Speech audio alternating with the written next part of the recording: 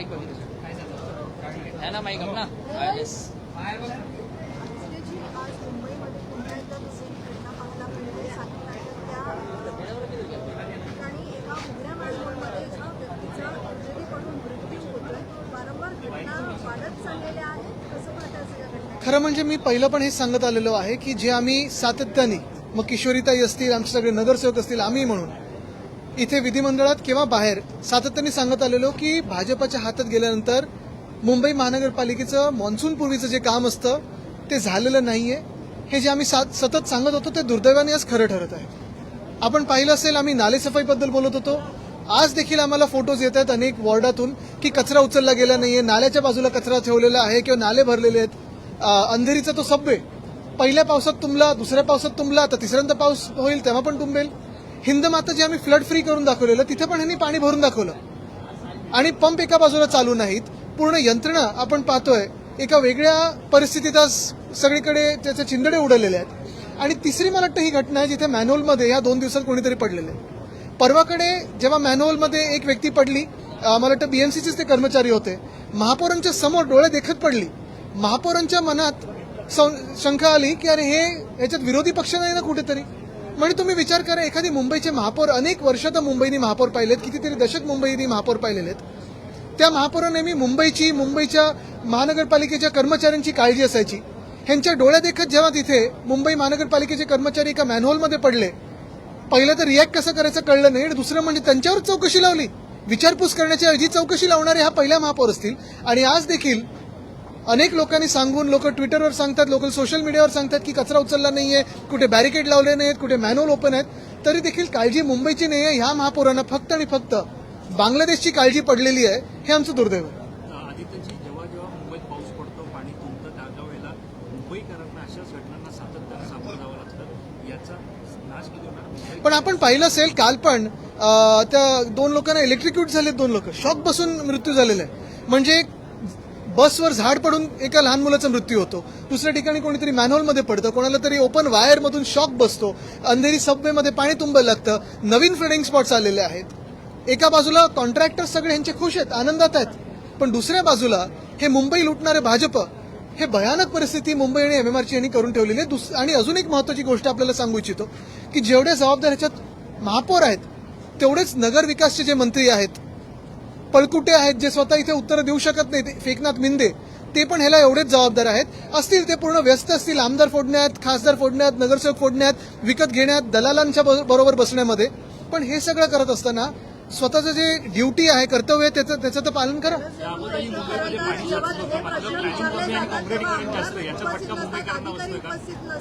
अशा परिस्थितीमध्ये उत्तर कोण देणार हा सवाल आहे. मुख्य गोष्ट हीच आहे ना, पहिल्या दिवशी पण आम्ही वॉकआउट ह्याच्यासाठीच केला होता की गेले 4 वर्ष आम्ही पाहतोय एकनाथ मिंदे स्वतःच्या जबाबदारीपासून पळतात.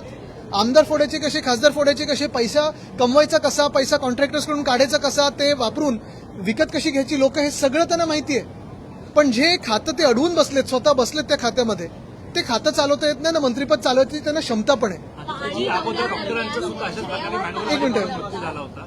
याअगोदर सुद्धा डॉक्टरांचा, प्रसिद्ध डॉक्टर वळीमध्ये मॅनहोलमध्ये पडून त्यांचा मृत्यू झाला होता. त्यावेळेला महापालिकेवरती आपली पण त्याच्यात त्या व्यक्तीवर चौकशी नव्हती लावली. मुंबई महानगरपालिकेचे जेव्हा कर्मचारी मॅनहोलमध्ये पडतात, चौकशी कोणी लावली? भाजपाने लावली. आणि जी भाजपा अयोध्येच्या दानपेटीमधून पैसे चोरू शकते, जी भाजपा आणि भाजपाचे लोक, भाजपाने बसवलेल्या ट्रस्टमध्ये लोक अयोध्येसारख्या मंदिरामध्ये आणि उज्जैनच्या पावनभूमीमध्ये घोटाळा करू शकतात, मुंबई महानगरपालिका हे सोडणार आहेत काय? अशा घटनांना अधिकारी जबाबदार आहेत. अशा घटनांना एक घेतो. पाहायला मिळाली. मात्र आता हेच उपमहापौर बोलतायत की महापौरांवर कारवाई झाली पाहिजे, कारण त्यात देखील आजच्या परिस्थितीला तेवढ्या प्रॉब्लेम हाच झालाय की मिंदे गट आणि भाजप एकमेकांचे पाय कापण्यात एवढं व्यस्त आहे की मुंबईकरांची सेवा करण्यासाठी, महाराष्ट्राची सेवा करण्यासाठी यांना वेळ नाहीये. मिंदे गट, तुम्हाला मध्येही सांगितलं होतं, मिंदे गटाचं सुरू झालंय ऑपरेशन देवेंद्र फडणवीस, आणि हे ऑपरेशन देवेंद्र फडणवीस यशस्वी करण्यासाठी त्यांना इकडून तिकडून खासदार, आमदार, नगरसेवक विकत घ्यायला लागतात. हे विकत घेण्यासाठी पैसे काढतात, ते कॉन्ट्रॅक्टर्सकडून काढतात, अयोध्येच्या मंदिरातून काढतायत, उज्जैनमधून काढतायत. आणि हे सगळं एका बाजूला होत असताना मुंबईकरांचे तुम्ही हाल बघताय. आधी कधी दुर्दैवी घटना कुठच्याही पातळीवर झाली असती तर त्याच्यावर लगेच चौकशी झाली होती, त्याच्यावर पुढे कारवाई झाली होती. पण ह्याच्यात उलट चौकशी हे महानगरपालिकेच्या कर्मचाऱ्यांवर लावतात.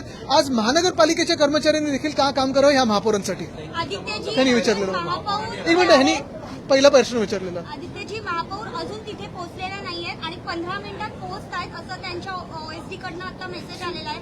नेमके महापौर गेल्या कुठे असा प्रश्न सगळ्या मुंबईकरांना पडलेला आहे. काय सांगा? आपण पाहिलं असेल किशोरीताई विरोधी पक्ष नेते तिथे जाऊन पाहणी करून मागे परवा पण जी घटना घडली तिथे पण जाऊन आल्या. महापौरांना तिथे वेळेत पोहोचवण्याची भीती कदाचित महानगरपालिकेत असेल, कारण कदाचित त्यांच्यावरच परत चौकशी लागेल. संशय ज्या महापौर घेतात ते स्वतःच्या यंत्रणेवर घेतात.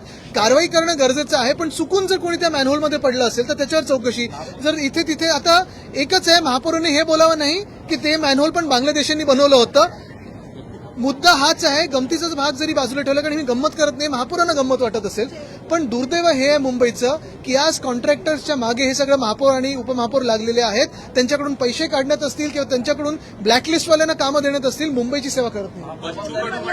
जी घटना घडली, मुलाचा मृत्यू झाला, व्हॅनवरती झाड पडून, त्याच्यामध्ये 3 अधिकाऱ्यांना निलंबित केलेलं आहे. पण जे बीएमसीचे सुप्रिटेंडेंट आहेत जितेंद्र परदेशी यांच्यावर अद्यापही कोणती कारवाई. आणि जर आपण पाहिलं असेल पत्र ते हे 1-1.5 महिन्यापूर्वीच आहे. महत्वाची गोष्ट पुन्हा एकदा सांगतो, जे कॉन्क्रीटीकरणचा रस्त्याचा घोटाळा मिंदेंनी केला, त्याच रस्त्याच्या घोटाळ्यामध्ये अनेक रस्ते असे जिथे झाडांच्या मुळांना देखील कॉन्क्रीट करून घेतलेलं आहे. त्याच्यातलंच असं एक झाड होतं. तुम्ही पाहिलं असेल ती जी चिठ्ठी पाठवली, अंतर्गत नोट जी होती, त्याच्यामध्ये लिहिलेलं आहे की या झाडामधून धोका आहे, तुम्ही ह्याच्यावर कारवाई करा.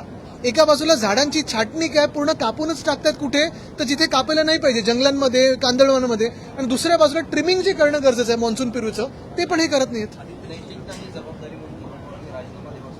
नैतिकता आणि जबाबदारी जी आपण महापौरांकडून मागत आहोत ते भाजपच्या महापौर आहेत. नैतिकतेची खरं तर स्वीकार करायचाच असेल तर केंद्र सरकारने अयोध्येच्या घोटाळ्यासाठी पण केलं पाहिजे, उज्जैनच्या घोटाळ्यासाठी केलं पाहिजे, नीटच्या पेपरसाठी केलं पाहिजे, टीईटीच्या पेपरसाठी केलं पाहिजे, एमपीएससीच्या घोटाळ्यासाठी केलं पाहिजे. पण नैतिकता ही भाजपमध्ये नाही. आणि दुर्दैवाने जर आपण पाहिलं असेल, सगळे जे मुख्यमंत्री एक भाजप बनवत चाललेले आहेत देशभरात, त्यांच्यावर घोटाळ्यांचे आरोप होते, पुरावे होते, ते जेव्हा भाजपच्या वॉशिंग मशीनमध्ये येतात तेव्हा मुख्यमंत्री बनतात. 4 वर्षांपासून हीच परिस्थिती आपल्याला पाहायला मिळत आहे. कारण का प्रशासक होते तेव्हा देखील हीच परिस्थिती मुंबईवर. नगरविकास मंत्री कोण होतं 4 वर्ष? मुख्यमंत्री कोण होतं? मिंदे. पैसे काढण्यात व्यस्त होते, अकार्यक्षम, स्वतः नुसतं पैसे वाटू शकतात. त्यांची पूर्वीची काय उधळण्याची सवय होती का पैशांची बघायला पाहिजे. जी घटना घडली त्या घटनेपाठीमागं काही संशय या पाठीमागं गट आहे का हे चेक करायला पाहिजे. ह्याच प्रॉब्लेम आहे. मुंबईकरांना तुम्ही संशय घेता ना, तुम्ही एक तर स्वतः पक्ष बदलता, तुम्ही कॉन्ट्रॅक्टर्सच्या मागे हात धुवून लागता पैसे काढायला, पण जेव्हा काहीतरी घटना घडते, कोणीतरी बिचारा त्याच्यात पडतं, जसं परवा महानगरपालिकेचे कर्मचारी पडले, आज जी व्यक्ती पडली त्याची पण चौकशी करतील. एवढे निर्लज्ज झालेले आहेत की सगळं काही ढकलायचं दुसऱ्यांवर आणि मोकळं होऊन जायचं, हेच त्यांचं चालतं. मॅनहोलमधली जाळी सोडली आहे का असं त्यांची प्रॅक्टिस चालू होती खासदार आणि आमदार पडवण्याची. पण दुर्दैव हेच आहे, जसं मी आत्ता पण सांगितलं की हे जे टोळे आहेत किंवा कुठे काही पकडलं जातं, त्याच्यात जसं आता तुम्हाला अजून एक नावाची आठवण करून देतो, ISIच्या हनी ट्रॅपमध्ये ती आलेली व्यक्ती होती कुरुळकर. काय झालं पुढे? भर चौकात फाशी द्यायला पाहिजे होती का? तर आपल्या देशाचे इस्रो आणि न्यूक्लिअर सिक्रेट्स त्यांनी पाकिस्तानला विकले होते. आता ही चंद्रपूरमधली जी टोळी होती त्याच्यात भाजपचा जो कार्यकर्ता आलाय, खरोखर त्याच्यावर कारवाई होणार आहे की त्याला क्लीन चिट मिळणार आहे हे बघा, विचारा. आदित्यजी, मुंबईमध्ये मुसळधार पाऊस उसळत आहे, मात्र याचाच पट्टा स्मशानभूमीला बसताना पाहायला मिळत. दादरची स्मशानभूमी आहे, तिकडे ती अग्नी दिली जाते, त्याच्यामध्ये पाणी टाकून दुरावस्था झालेली आहे. त्याच्यावरती माझ्या आमदारांचं असं म्हणणं आहे की 5 ते 6 कोटीचा खर्च करून नूतनीकरण केलं, मात्र त्याला आदित्य ठाकरेंनी अनधिकृत ठरवलं. कुठचं आहे म्हणतात? दादरची स्मशानभूमी, शिवाजी पार्क स्मशान. तर माझा काय संबंध? काय त्यांचं खोटं बोलण्याचं जीवन के साथ भी जीवन के बाद भी, ती कुठचं ऍड आहे? तसं आहे ते. बच्चू कडू म्हणत आहेत की आमच्यासोबत सचिन आला आहे, लवकरच बाकी टीम देखील सोबत येईल. त्यांचं अस्तित्व त्यांनी आता पूर्णपणे विलीन करून टाकलेलं आहे. त्यांना कुठे उत्तर देऊ आम्ही? बेस्ट कामगार समितीची आज बैठक पार पडणार होती. खरं तर बेस्टसाठी आता नवीन अध्यक्ष म्हणून कोण असणार आहे? आता तुम्ही पहा. मुंबई में लगातार एक के बाद एक मॉर्निंग हो रही है. अब तक मुंबई जिम्मेदार इन पे 5 मॉर्निंग शुरू है. ट्रांसपोर्ट में जो घटना घटी, जिम्मेदार कौन है, किस तरह की अपेक्षा आप करते हैं कार्रवाई? पहली बात तो ये है, पिछले 2-3 दिनों में जो बारिश हुई है, एक तो बारिश की आस हमें सबको लगी थी, बरसात कब होगी. बरसात खुशी लाती है, खुशियां लाती है, बरसात एक अलग मौसम बना देती है. लेकिन दुर्भाग्यपूर्ण बात यही है कि जिस भाजपा के हाथ में आज बीएमसी है, उसे बरसात की जो पूरे तकलीफें हैं वो संभलने नहीं आती। पहले आपने देखा होगा कि महापौर साहिबा जब चल रही थी उनके सामने ही मुंबई महानगर पालिका के एक कर्मचारी मैनहोल में गिर गए। उन पे ही शक करके उनको ही अभी इन्वेस्टिगेशन में खींचा गया है कि आपके विरोधी विपक्ष के हो। आज और एक घटना घटी है, कल कोई 2 व्यक्ति इलेक्ट्रोक्यूट हुए। एक ही बात है, और मैं ये हर बार कहता आया हूं कि भाजपा लोगों को फंसाने में बहुत ही उम्दा काम करती है, गलत फहमियां निर्माण करने में बहुत ही आगे है, कैंपेन्स में बहुत अच्छा काम करती है, लेकिन शासन चलाने भाजपा को आता नहीं है।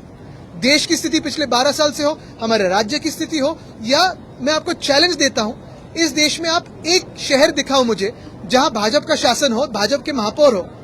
केंद्र में तो उनकी सरकार है, राज्य की भी बहुत सारे राज्यों में उनकी सरकार है। ये शहर प्रगत हुआ है, दिखाओ मुझे एक शहर। कहां गए स्मार्ट सिटीज? नहीं, लोकल एमएलए आईने में देखते हो साजिश दिखती है उनको।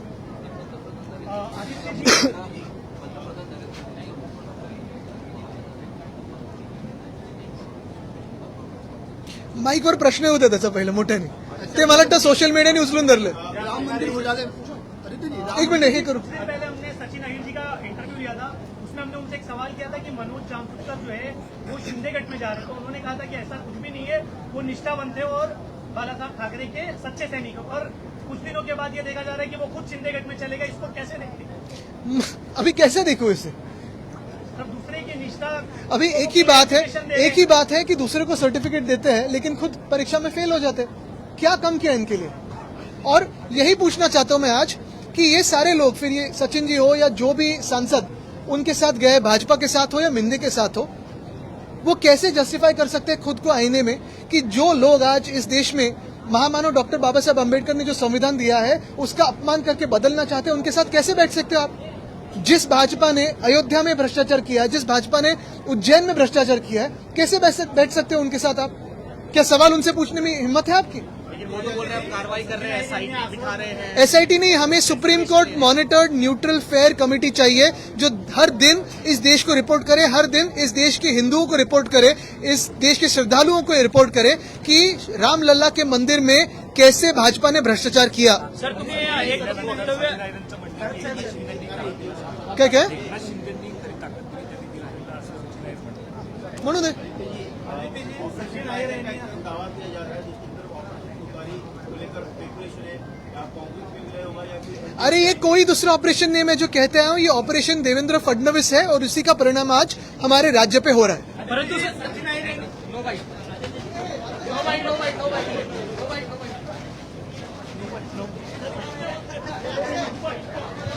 विनीत रोल कर विचारायचं ना